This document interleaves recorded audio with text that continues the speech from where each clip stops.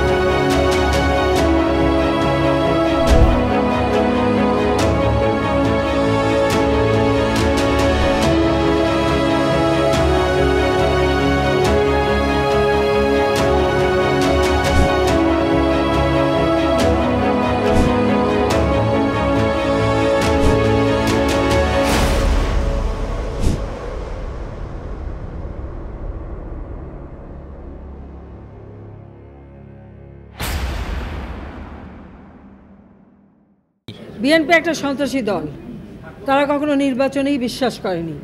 কারণ বিএনপির প্রতিষ্ঠা হয়েছে একটা মিলিটারি ডিক্টেটর সংবিধান লঙ্ঘন করে, সেনা আইন লঙ্ঘন করে অবৈধভাবে ক্ষমতা দখল করার পর তারপরে এই বিএনপি দল গঠন করেছে।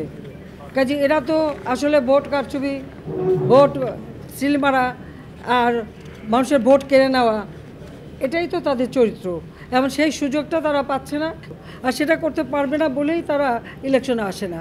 তারা সন্ত্রাসের যায়, তারা মানুষ হত্যা করে, গাড়িতে মানুষ পুড়িয়ে, ট্রেনে আগুন দিয়ে, বাসে আগুন দিয়ে, তারা ভোট কেন্দ্র পুড়িয়ে তারা মনে করে যে ওটাই তাদের রাজনীতি।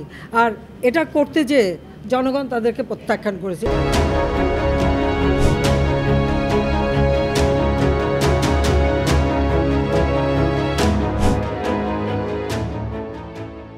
কারণ অনেক বাধা ছিল, অনেক বিপত্তি ছিল, কিন্তু দেশের মানুষ তারা কিন্তু তাদের ভোটের অধিকার সম্পর্কে যে সচেতন হয়েছে এবং নির্বাচনটা যে একান্তভাবে জরুরি, কারণ 5 বছর শেষ করার পর একটি নতুন সরকার আসবে, জনগণ তার ইচ্ছা মতো ভোট দেবে, আর সেই ভোট দেবার পরিবেশটা আমরা তৈরি করতে পেরেছি। আর কে কী বললো না বললো ওটা নিয়ে আমি বদার করি না। আমি মনে করি বাংলাদেশ হচ্ছে একটা সার্বভৌম রাষ্ট্র, আর জনগণ আমাদের মূল শক্তি।